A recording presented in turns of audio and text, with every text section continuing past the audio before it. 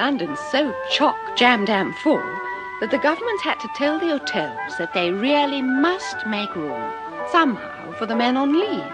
It really is most unfortunate, the way particulars of all the dances going keep trickling out, right on top of the wild exhortations of the PM, not to spend a penny except on war loan. To those who ask for a declaration of war aims, let there be but one answer: the crushing of Prussian militarism. To talk of negotiated peace is to betray those who have sacrificed their lives in the cause for which we struggle. You will hear no talk of peace or negotiation among the heroes of Flanders Field.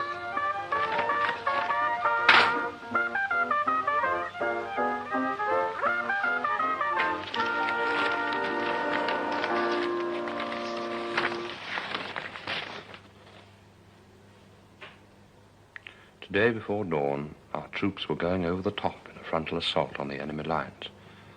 As the sky slowly paled to an eerie yellow, the guns opened up with a roar that shattered the morning like a rain of thunderbolts. The Hun was copying it.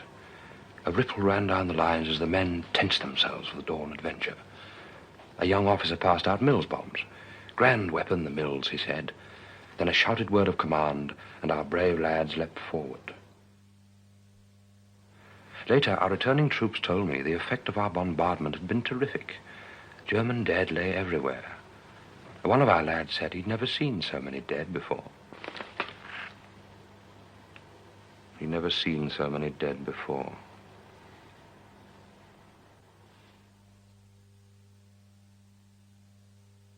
He'd never seen so many dead before.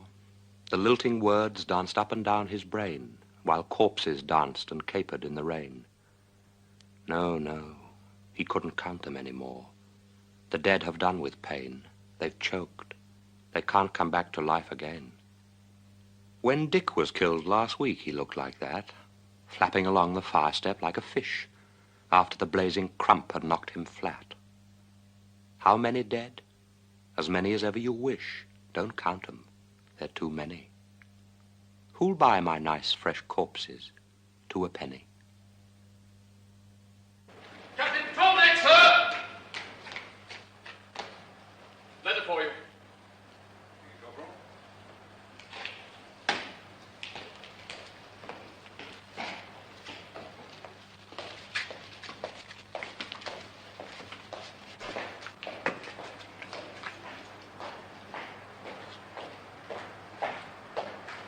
The statement was made to his commanding officer by Second Lieutenant S.L. Sassoon. Military Cross recommended for DSS, 2nd Battalion Royal Welsh Regiment. As explaining his grounds for refusing to serve further in the army. Siegfried, you must be balmy. I am making this statement as an act of willful defiance of military authority, because I believe that the war is being deliberately prolonged by those who have the power to end it.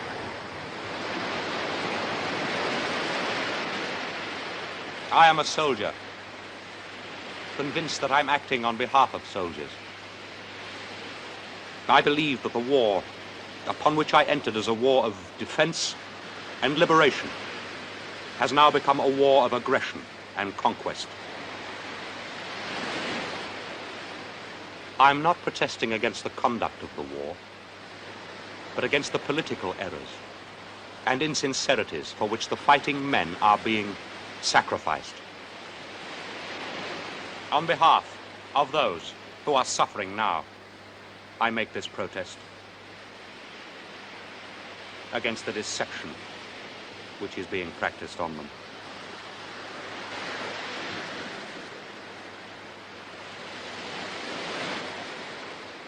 Odd thing, a funny thing to want to do. Serving soldier, officer with a reputation, kill Germans, card of thanks from the Corps commander, engraved and gilt-edged. MC, great men, important men, horseback riders, gold-braided, scarlet tabs and hatbands, soberly frock-coated, top-hatted, brave and responsible. A lifetime of responsibility and decision. would they stop the war? Even if all that were read out in the Houses of Parliament.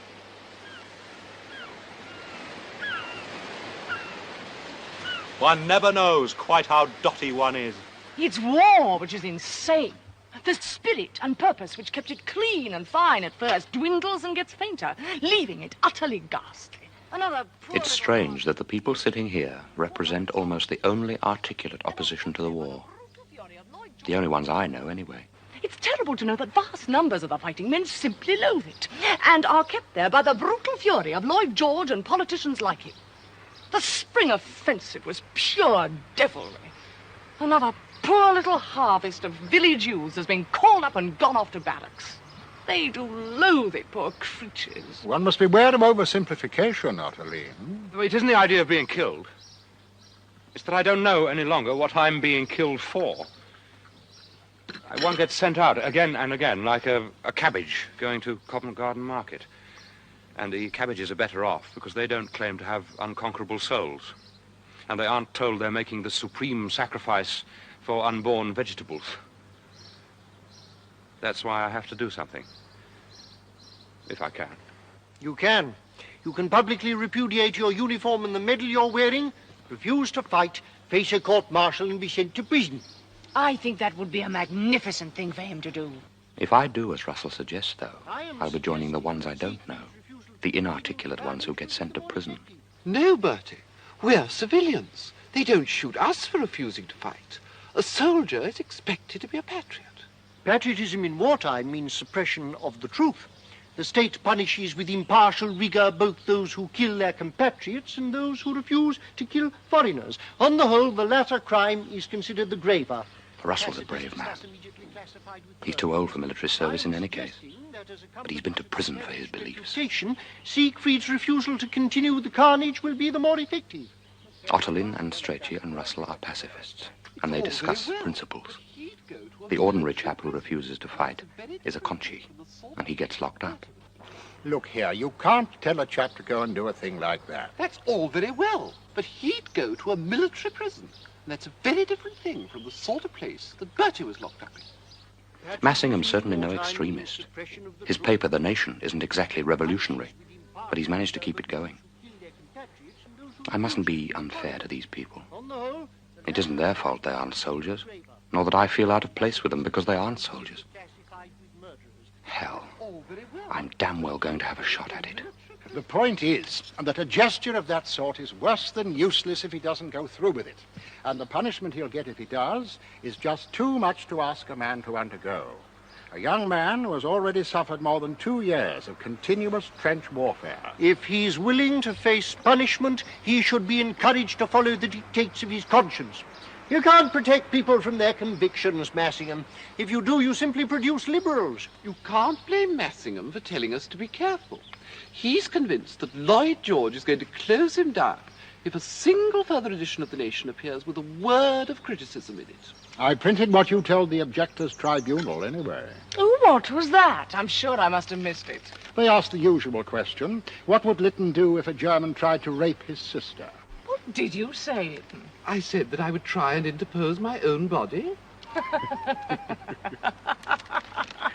Now say that The Nation doesn't print the truth, Bertie.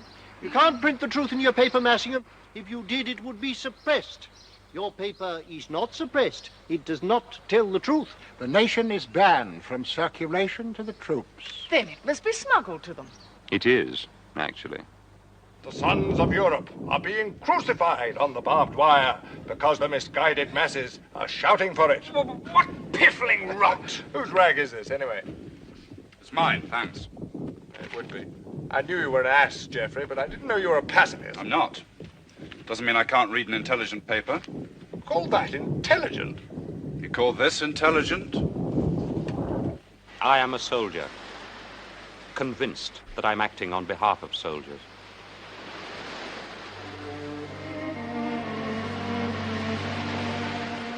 I'm not afraid of being killed.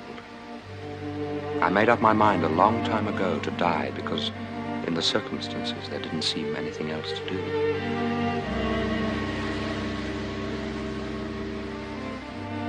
It's the dead who are my friends.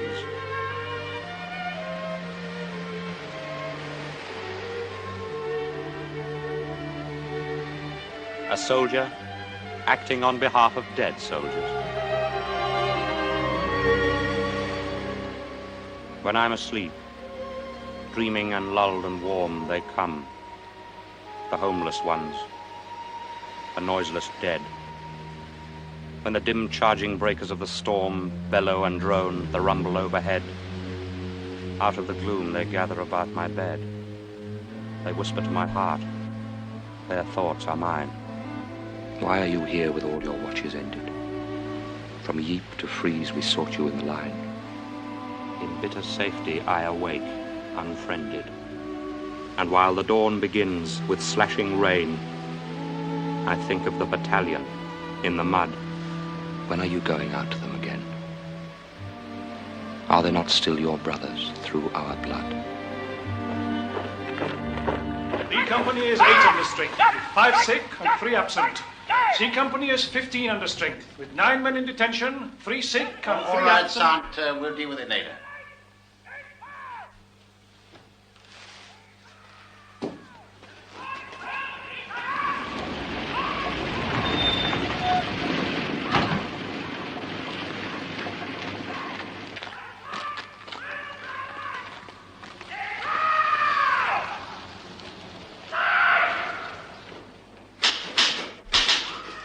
Morning, sir. Morning.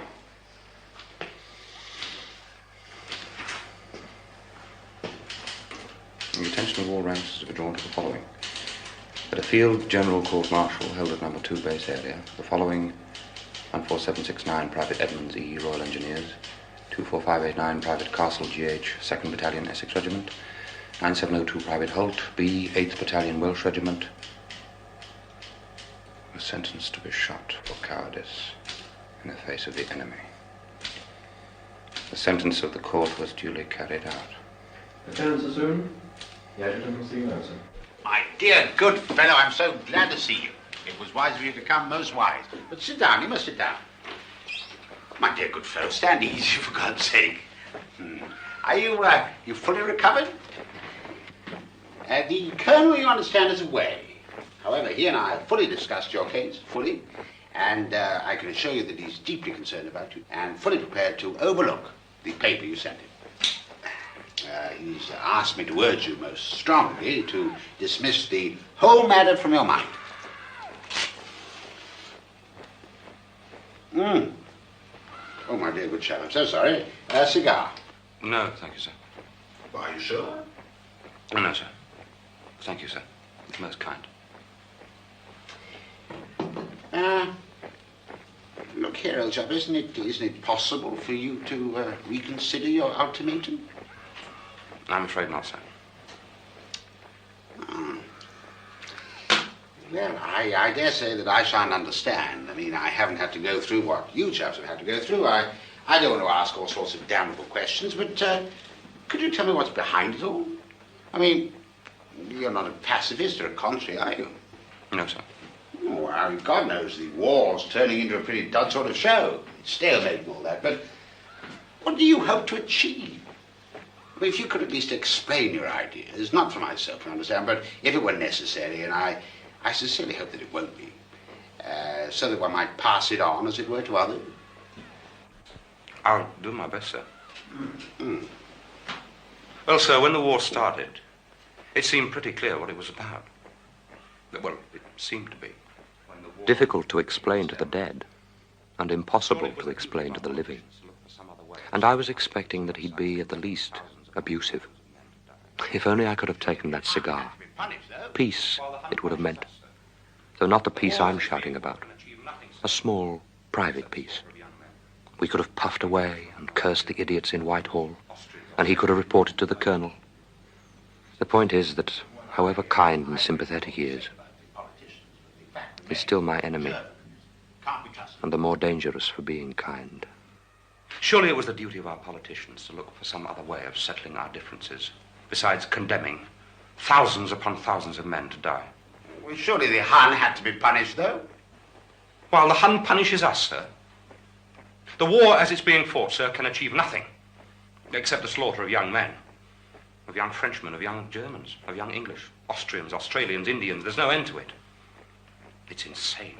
Well, I agree with all you say about the politicians. But the fact remains that the German can't be trusted. I mean, it's no good bargaining with a fellow if he can't be relied upon to keep his word. I mean, I know it's fashionable nowadays to pooh-pooh the rape of Belgium and all that kind of atrocity. But when one's dealing with a criminal, and I'll maintain against all comers that the Hun has a streak of Bill Sykes in him, then one looks at his record. If I were fierce and bald and short of breath, I'd live with scarlet majors at the base and speed glum heroes up the line to death. You'd see me with my puffy, petulant face, guzzling and gulping in the best hotel, reading the roll of honor. Poor young chap, I'd say. I used to know his father well. Yes, we've lost heavily in this last scrap. And when the war is done and youth stone dead, I'd toddle safely home and die in bed. No, the Hun stands condemned before the whole civilized world, the scourge of Europe. Well, that's beside the point, perhaps. I mean, I have you to consider. You're very much a part of the regiment, you know. I've no doubt at all about the sincerity of what you say, but frankly, I simply don't know what to do with the best.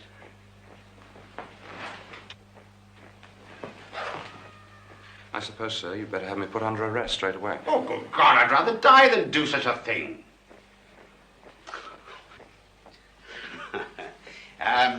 Look, you don't want to be kicking your heels about here, do you? We've got your room at the hotel. Now, why don't you trundle back there and wait until the colonel arrives, and then we'll see what's to be done about all this, eh?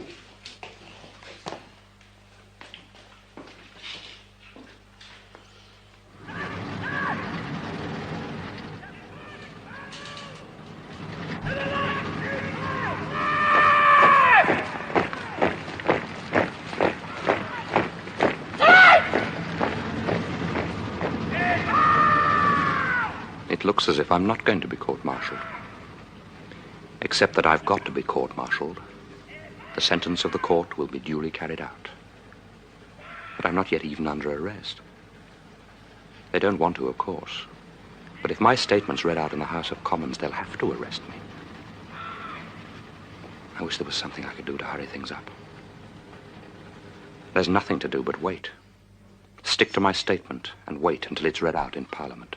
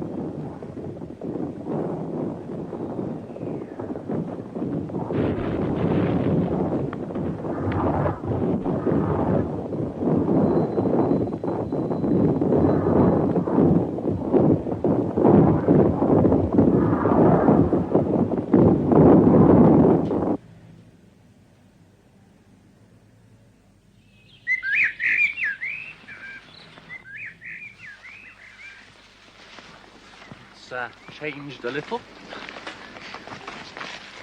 At least the flag's still there.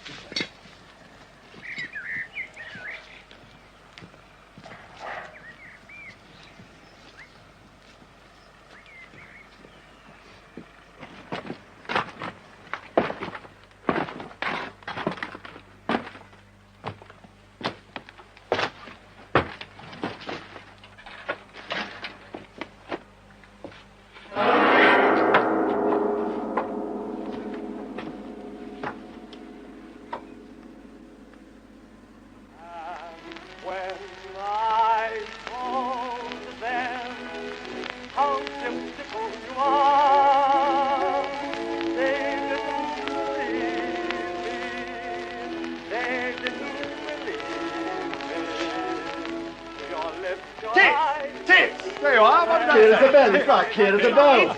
It's not. I tell you, I know the word. All right, let's hear what my Jack thinks. Look, they're saying it's tits. They're saying what? David's record, old chap. Clear as a bell, your tits, your eyes, your cheeks, your hair. I'm in a class beyond compare. Disgusting, honestly. Absolutely filthy. Bit much when an infant like young Ormond brings muck like that back from Leeds. Well, look, put it on again. You listen to it. It's lips. Lips.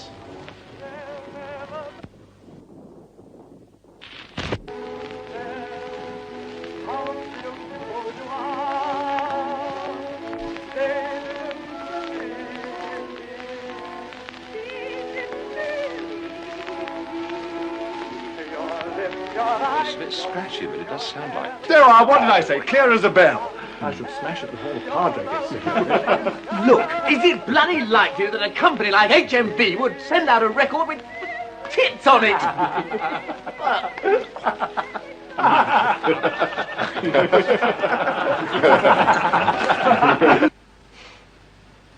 Thought no end of that record. It was terribly romantic then. Then? Last year, you mean? The war's already old. It's got its own history. This isn't just a house destroyed. It's a destroyed house destroyed. It isn't even a house, David. It's a map reference. It's a mention in dispatches. They've taken away the meaning of everything. Even of war. The great adventure. Our glorious hero.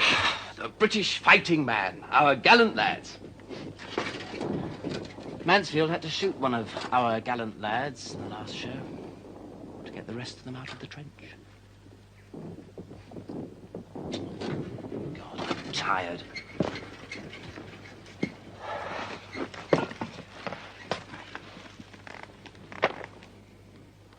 Hell, what does it matter who shoots who? What does it matter?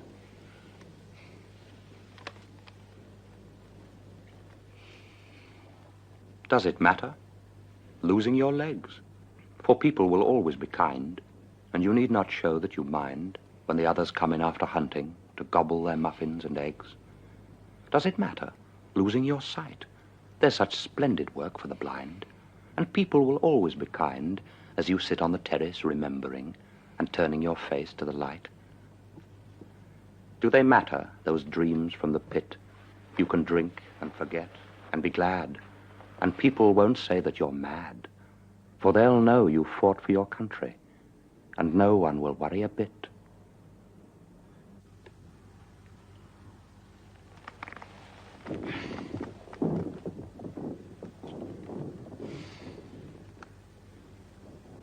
I want to go back and do something.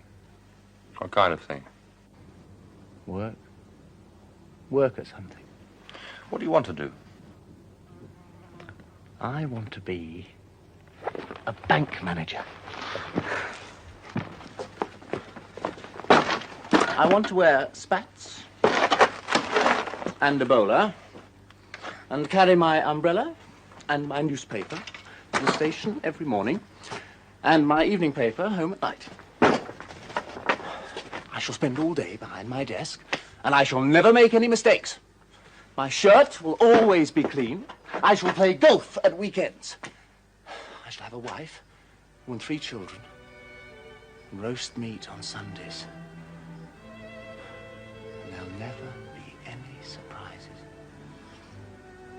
Except at Christmas.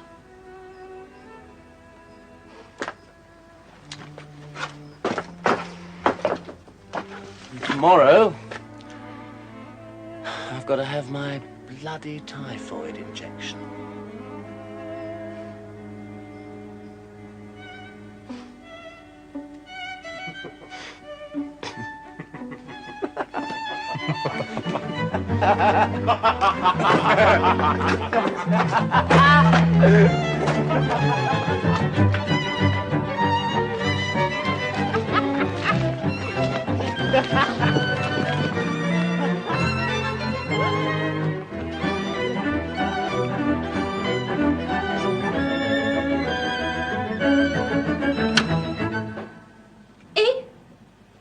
Oh, I didn't know there was anyone here, sir.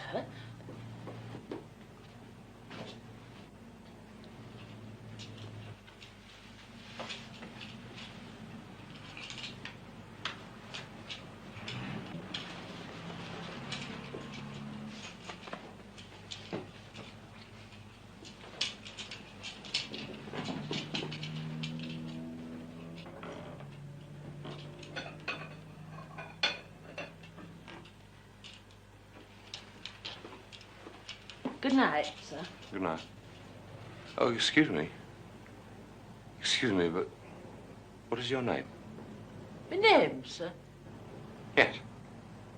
Your name, what is it? I'm Betty, sir. Betty's my name. Oh. Thank you.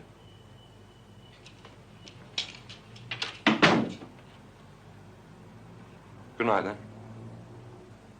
Betty.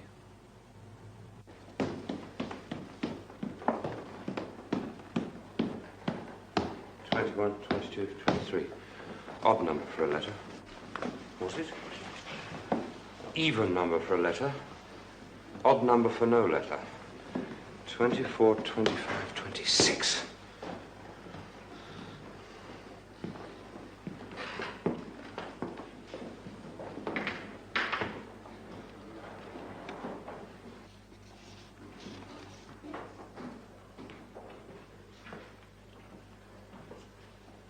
From Geoffrey?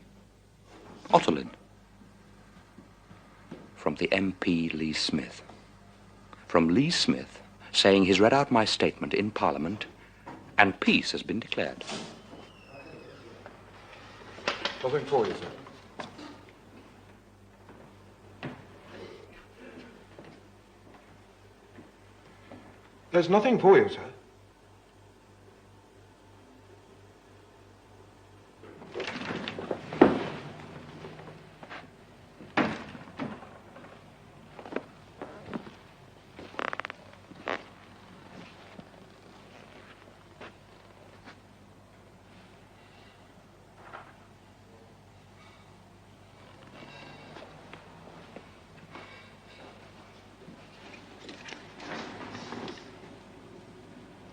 The statement was made to his commanding officer by Second Lieutenant Cecil Sassoon, Military Cross, as explaining his grounds for refusing to serve further in the army.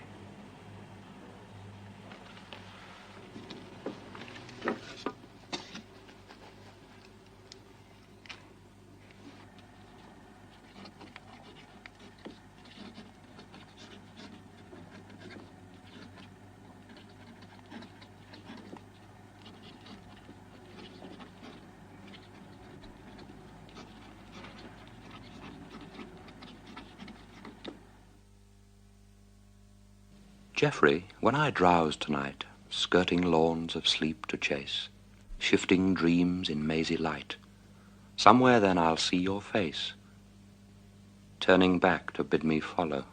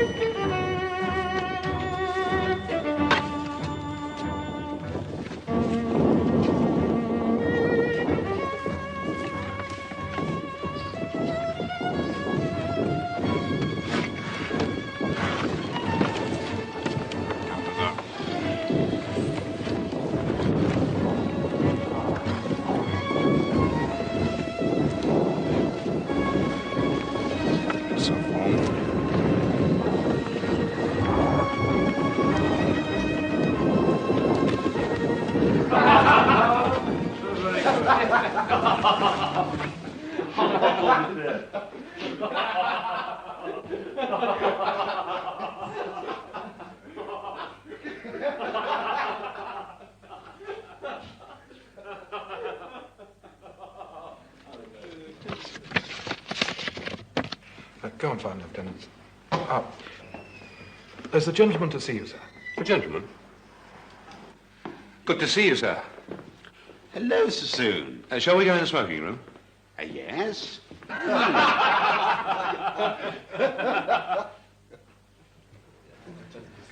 What are you drinking, sir? Sherry, I think. 2 sherries, please. Everything all right here? Quite comfortable? Oh, yes, it's a ripping place. Oh, we had a rather jolly guest night the other night. Oh, Campion came over from the Lancashires. You remember him as CSM, I expect. He's been convalescent in the Isle of Wight. Oh, Geoffrey Cromlech is there. I wonder if they were at the same place. But Sassoon, I must tell you what happened in the mess on St. David's night. I called him a fad-ridden crank once. Sorry? Geoffrey Cromlech. Always full of mad theories. No music's any good but northern folk ballads. He once said Paradise Lost was a moribund academic concoction. I was terribly shocked. He's got a name for throwing his tongue, I believe. Still, I hear he isn't windy in the trenches. Do you remember that barometer that used to hang in the anteroom? Well, some cheeky wart of a newly commissioned subaltern. What happened to Wilmot? Wilmot? He used to play the piano. Wilmot? Tickle the ivories, he used to say. Tickle the ivories.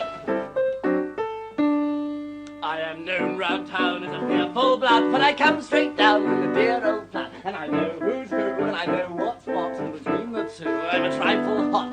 For I send the tone, as you may suppose, and I stand alone when it comes to clothes. And as for gals, just ask my pals, what everybody knows.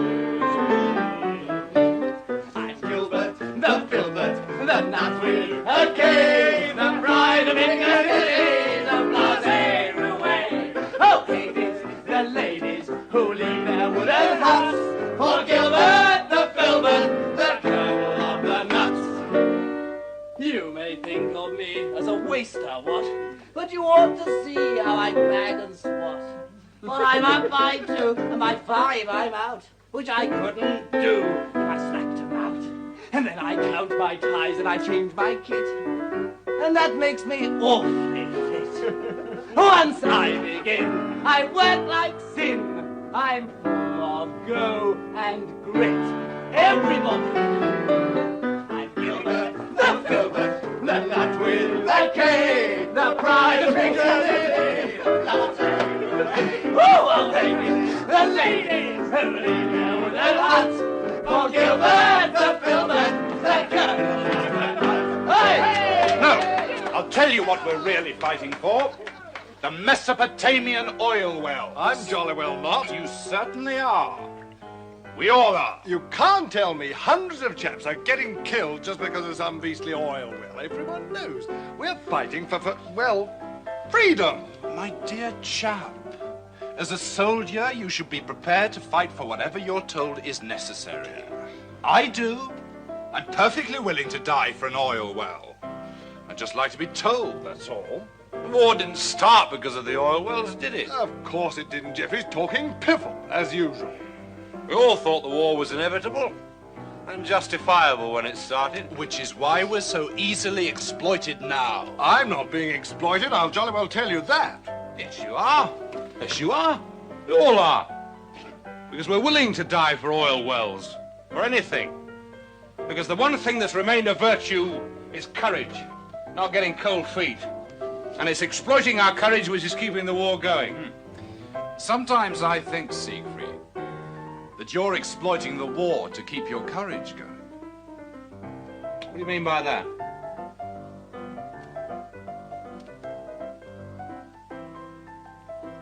God, Geoffrey, you're a knowing beast sometimes. I wouldn't take that, Siegfried. He's not called Mad Jack for nothing. He did jolly well on that raid, and he damn well deserved it. Of course he deserved it. He treated the raid as if it was his own private property. Used to have nightmares that the CO would take it away from him. King Jack promised it to me. You had to get your military cross, didn't you? With that piece of ribbon on your tunic, you think you're safe. What do you mean, safe? Doesn't keep bullets out, you know. I mean, safe from criticism. As good as any of us. Well, of course he's as good as any of us. Well, of course he is. But he can't quite believe it. He's like me. I suffer from a German grandfather. Siegfried's grandfather wasn't German, was he? Shut up. It's true in a way. Out hunting, I was a dreadful thruster. I just had to win all the point-to-points to show I was the equal of the other chap. Oh, the bloody hunting. I knew that would come up. We all know why you hunt. Because he's a jolly good sport, that's why. Well, go on, then. Why does he hunt? By devoting himself to the pastimes of the Gentile gentry, Siegfried diverts attention from the secret of his tainted blood. No, I didn't say that. I didn't say anything like that. Aligning himself with the aristocracy, he declares a pogrom on the wretched fox. What on earth are you talking about? Siegfried's grandfather. Well, what's wrong with fox hunting, anyway? Fox hunting is the sport of half-wits and snobs. Oh, God, now he's off. A lot of people who hunt are jolly good swords. Some of them are great men in their way. Great men? Half-wits and snobs, the lot of them.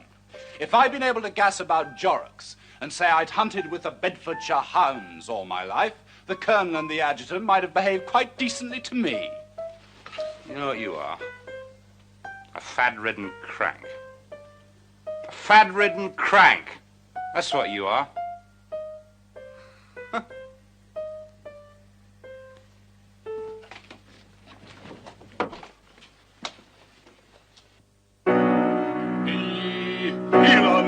And ye lowlands, oh, where hae ye been? They have slain the Earl of Mar. Oh, sir! Sit on him!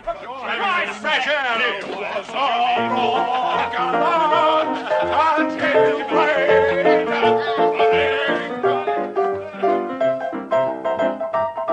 I didn't know him very well. Wilmot. I didn't know him very well. He used to play the piano. Tickle the ivories, he used to say. Tickle the ivories. He had a stammer. He stammered. The CO still being away, he'll come to see you as soon as he gets back. I've taken the step of consulting GOC Mersey Defence on your case. I emphasize, of course, that there's no question of you having offended against military law. I'm most grateful, of course, sir, but I still stand by my statement. And the GOC therefore agreed with me that the correct course, before taking any further action, was for you to be examined by a medical board. And that has been arranged. You know, this is normal routine, old chap. Every officer, after discharge from hospital and convalescence, is sent before a board. And I give you my word that there'll be no question of going back for another tour of the trenches. Though, of course, I know that you're as ready as anyone. Tomorrow, 2 p.m., number 7 base hospital, crew. You'll find a rail warrant attached. Well, thanks for the sherry.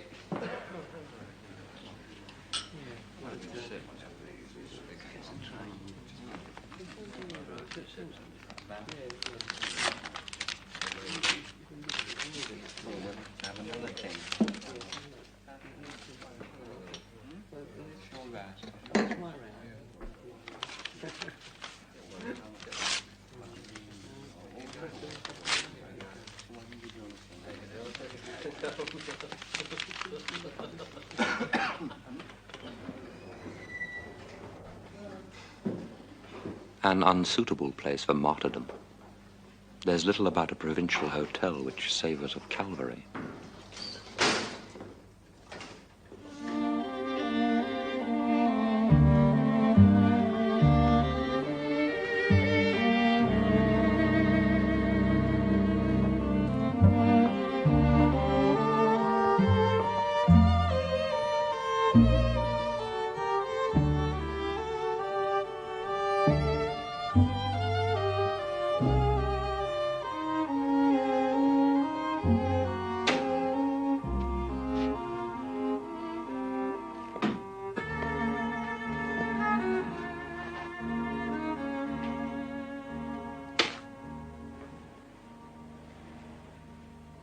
I must be losing my ability to laugh at myself. No one has yet been crucified for refusing to attend a medical board. I might as well get used to doing without you for a start.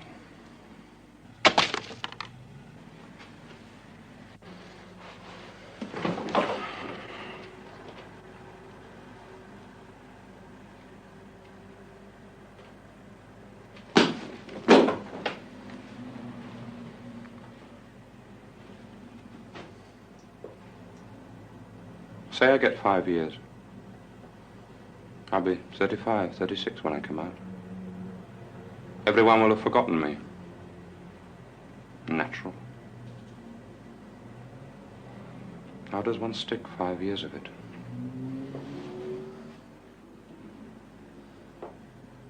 God almighty. I might as well enjoy what pleasures I can. After all, this should be a kind of holiday. A holiday from making decisions. All decisions having been made. Damn it. The whole bloody world's on holiday, isn't it?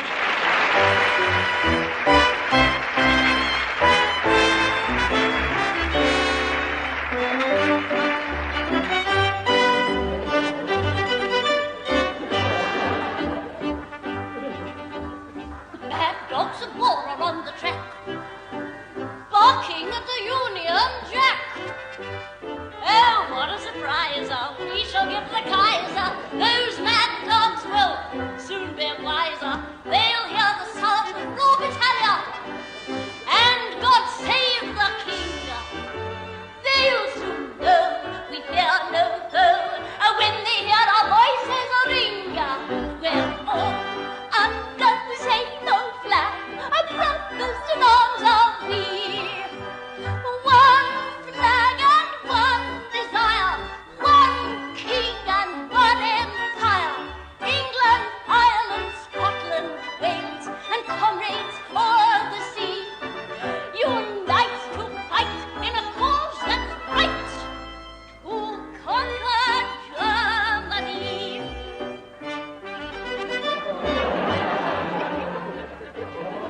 Holiday. Well, they're enjoying themselves. Soldiers, too. They brought the war with them into this music hall. They think they got away from it. They haven't. They brought it home. Brought the war home to the people. That's what they're enjoying, the war. They like the excitement, the stir it makes in their lives. The war's part of the fun, part of the evening's entertainment.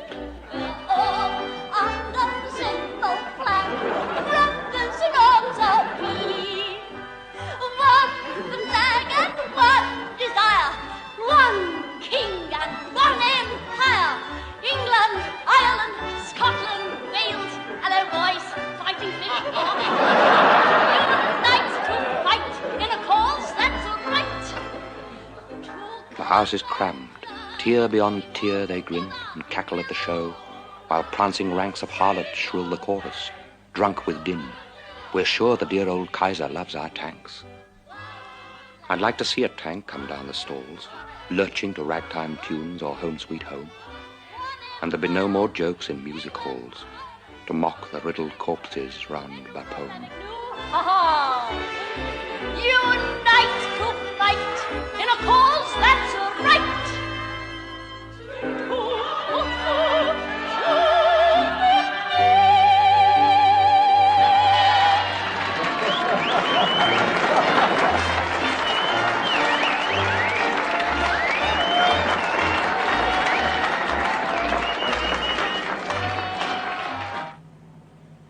I shall not see the battalion again.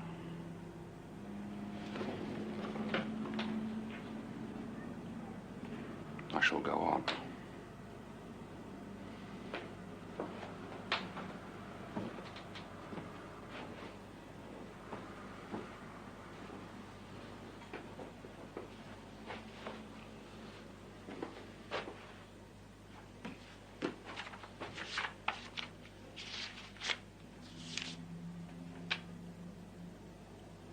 The 15th of July, with glistering spear and shield.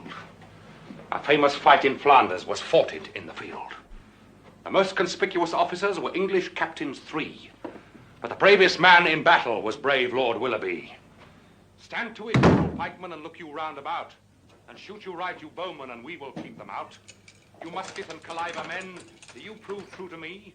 I'll be the bravest man in fight, says brave Lord Willoughby. And then the bloody enemy they fiercely did assail, and fought it out most furiously, not doubting to prevail. The wounded men on both sides fell, most piteous for to see, but nothing could the courage quell of brave Lord Willoughby.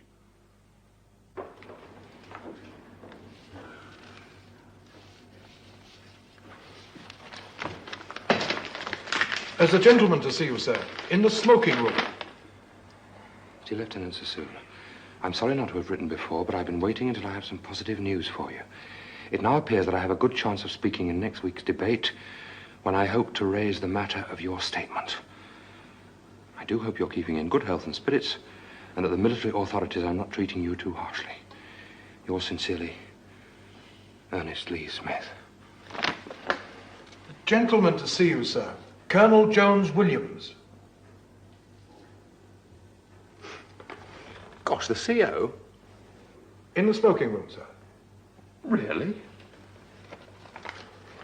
This is a very serious matter, very serious indeed. I refer to you cutting that medical board. That board, I may tell you, was specially arranged for you by higher quarters. I'm sorry, sir, but I felt... You realize that an RAMC colonel came all the way from London for it? I don't want to cause you any trouble, sir, but I felt it wouldn't be consistent with the steps I've already taken if I were to attend that board. Good God, sir! Sassoon, you must realize that you might be wrong if you set your opinion against the practically unanimous feeling of the entire British Empire. I've done all I can for you. I've told Mersey defences you missed that board through a misunderstanding. But I'm afraid the affair will soon go beyond my control. Court-martial, do you understand? Court-martial and disgrace. Try to reconsider your refusal before tomorrow. And let me know immediately if you do.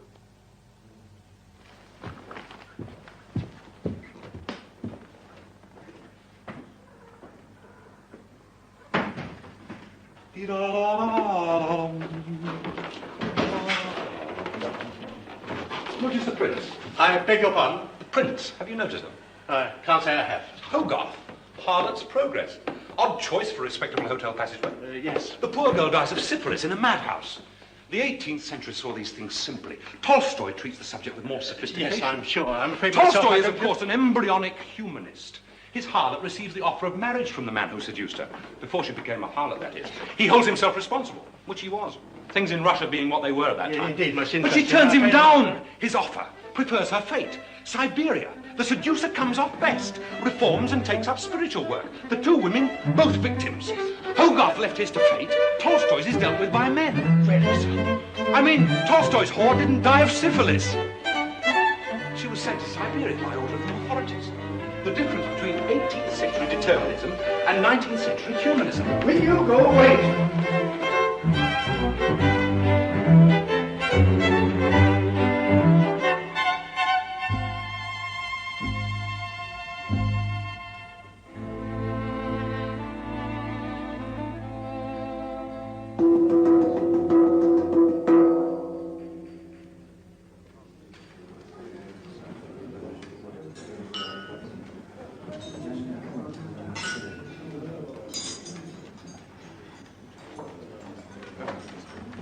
Hello there, Sassoon, isn't it? Met you up here in 16. Can we join you? Your battalion got fearfully cut up at Quinchy. Did you hear? Yes. Got it in the throat, didn't you? Yes. Your voice sounds all right, though. Yes, it is all right. Durley got it in the throat. Do you know Durley? He was with your battalion. He hated it back here. Couldn't wait to get past for GS and get out there again. Couldn't talk above a whisper, but he went for his board. Hoping to get through by keeping his mouth shut, kept on nodding and shaking his head. But he had to speak in the end. Of course, he thought it was all UP. But all that happened was that the colonel shouted, "Why the hell don't you stop that damn whispering?" They'd pass you for GS if you quack nowadays. Here, why don't you join us? We're going to the Hippodrome later. We can share a cab back to the depot. I'm not going back to the depot. Not going to the depot? You haven't wangled a job with Mersey Defences, have you? Gosh, that's cushy. No, I'm staying here. Staying here? At this hotel? You mean you're still on sick leave? No, I'm waiting. Waiting? What for? Waiting for your board, you mean? Yes. No. For Christ's sake, leave me alone. Good God. Must be shell-shocked or something. Shell-shocked, nothing. These regular battalion chaps are all the same. Damned snobs.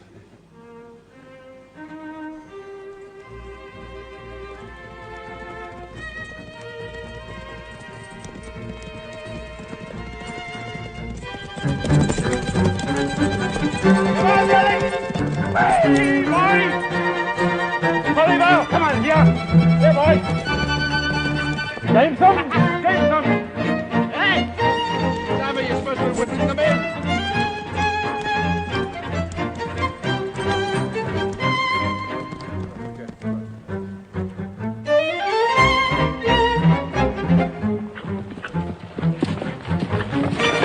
Hey, Jameson!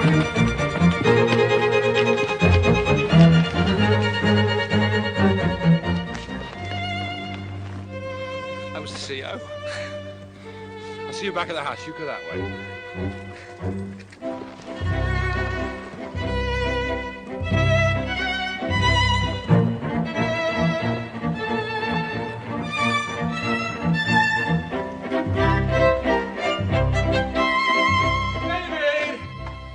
David, old chap.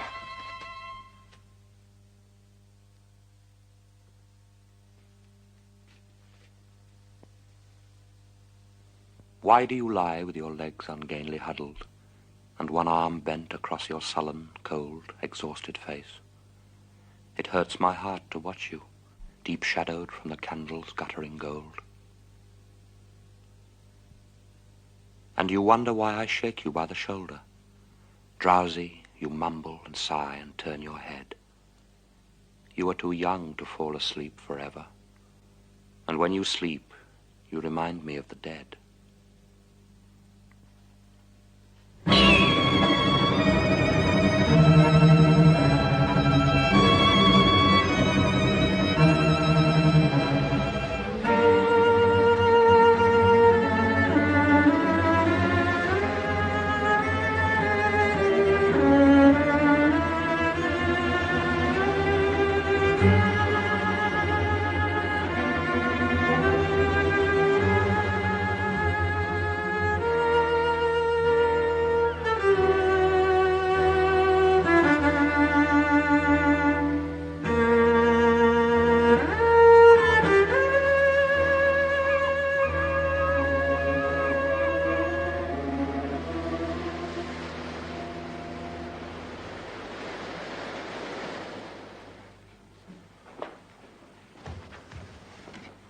Geoffrey!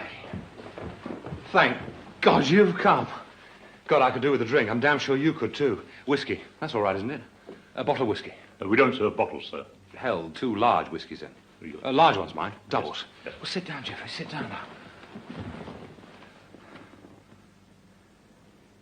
You've got the most enormous black smudge on your forehead. How on earth did you manage to roll up from the Isle of Wight like this? Are you better? Surely your sick leave isn't out. It's marvellous to see you. You're looking a bit of a fright. Oh, went out for a walk past Formby by the sea. I chucked my MC ribbon away. Look here, Siegfried. I've come up here to tell you you've got to drop all this anti-war business. I can't drop it, you ass. Don't you realize I'm a man with a message? I've got all sorts of people behind me. Otterlin and Bertrand Russell, and I had a letter from Lee Smith the other day saying...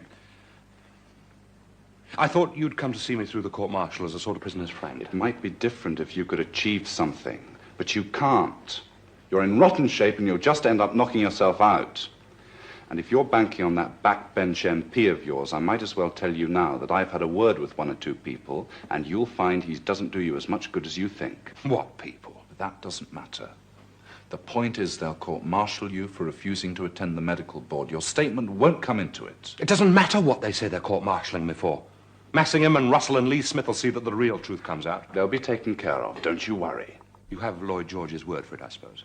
Good Lord, I've been doing my damnedest to try to keep you out of prison. I should think you'd be grateful. You've got a damn cheek, Geoffrey. I might have known you'd interfere. But never mind, go ahead. And if you're exercising your usual tact, you'll get me 10 years hard labor for certain. And with any luck, they'll end up shooting me as some sort of deserter. Why? I'll tell you why. Because we're both soldiers. And I'm doing it for soldiers, not abstract principles. And I'll tell you what your precious soldiers will say about it. They'll say you refused the board because you didn't want to go on another tour of trenches. They'll say you've got cold feet. I can just hear that ass Barton holding forth about it now. But you think I care about that? If I back out now, I'll be betraying my convictions. Isn't that worse cowardice than being thought cold-footed by officers who refuse to think about anything except the gentlemanly traditions of the regiment? I happen to think something of those traditions myself. Come on, Geoffrey. You're beginning to sound more fatuous every minute. Reserve officer, temporary captain. When this is over, you'll be out of it like a flash. Soldiers, I think you said. You're doing it for soldiers. The regiment doesn't mean just the officers, reserve, temporary, or otherwise. I know that. I seem to remember a conversation in which we agreed that it was our duty to do our best to protect our chaps, that the only thing we could do was to see that they were decently treated and looked after. It's not the only thing I can do. But you can try and make a martyr of yourself? Why do you care whether I martyr myself for what I believe in? Why?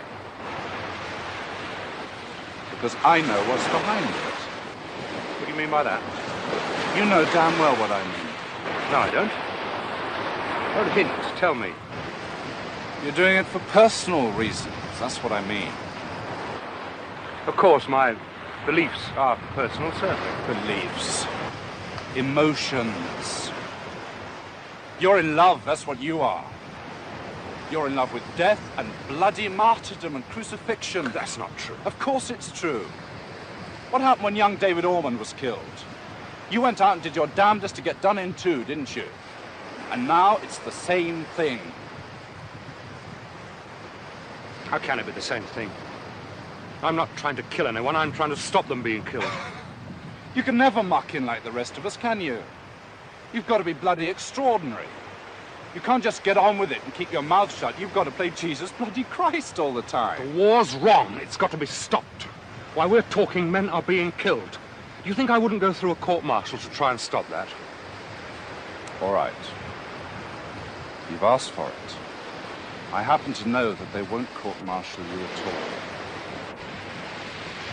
You don't expect me to believe that, do you? It happens to be true. You just thought of that, haven't you? One of your brilliant improvisations. You really think they don't know what you're up to?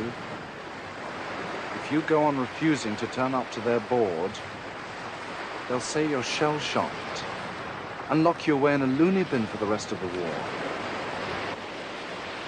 Why didn't you tell me this before? I didn't want to upset you. Yes, Siegfried. You can't do anything if you're locked away, can you? They're not asking to withdraw your statement or anything, not at this stage at any rate. All you've got to do is to agree to their wretched board. Then nobody can say that you've got cold feet. It'll even make your protest more effective. If I'm back with the battalion? Yes. Will you swear on the Bible that what you just told me is true?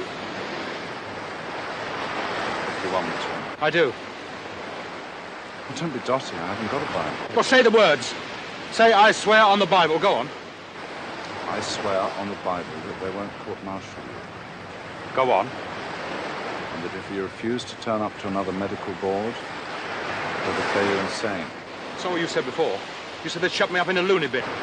For God's sake, what do they usually do with people who are declared insane? But if I do agree to go before the board, they won't declare me insane. Of course not. Or stop Lee Smith reading my statement. How can they? He's a private member, isn't he? Is that the truth? Of course it is. It's all fixed, I tell you. Just agree to the board.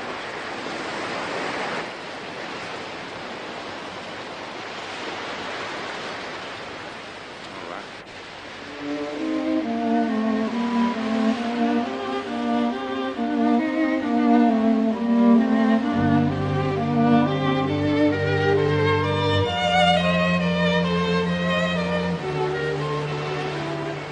I can tell the orderly room they can fix up a board for you then. tell them anything you bloody well like.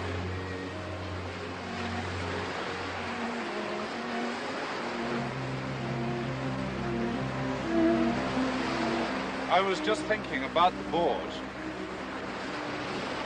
It might be an idea if I went along with you. I'm glad to be leaving this hotel. I'm relieved that I no longer carry the burden of stopping the war on my shoulders. I'll get myself passed for general service and get back with the battalion. Because in the circumstances, there doesn't seem anything else to do. Then courage, noble Englishmen, and never be dismayed. If that we be but 1 to 10, we will not be afraid. To fight with foreign enemies and set our country free. And thus I end the bloody bout of brave Lord Willoughby.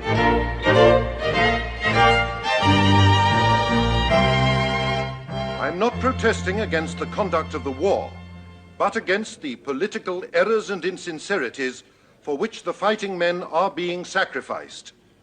On behalf of those who are suffering now, I make this protest against the deception which is being practiced on them. And that, Mr. Speaker, the statement of a serving officer twice wounded and decorated for gallantry in the field, Second Lieutenant S.L. Sassoon, M.C., should answer my right honourable friend, who dares suggest that our fighting troops support this unholy slaughter of their fellow men.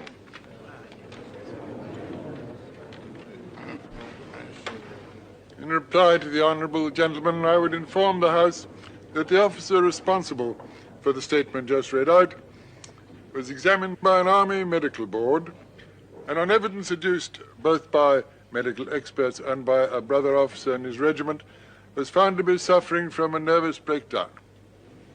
He is at present in Craig Lockhart Hospital for shell-shocked officers. Have you forgotten yet? For the world's events have rumbled on since those gag days, like traffic checked while at the crossing of city ways. And the haunted gap in your mind has filled with thoughts that flow like clouds in the lit heaven of life. And you're a man reprieved to go, taking your peaceful share of time with joy to spare. But the past is just the same, and war's a bloody game. Have you forgotten yet? Look down and swear by the slain of the war that you'll never forget. Do you remember that hour of din before the attack, and the anger, the blind compassion that seized and shook you then, as you peered at the doomed and haggard faces of your men? Do you remember the stretcher cases lurching back, with dying eyes and lolling heads, those ashen grey masks of the lads who once were keen and kind and gay? Have you forgotten yet? Look up and swear by the green of the spring that you'll never forget.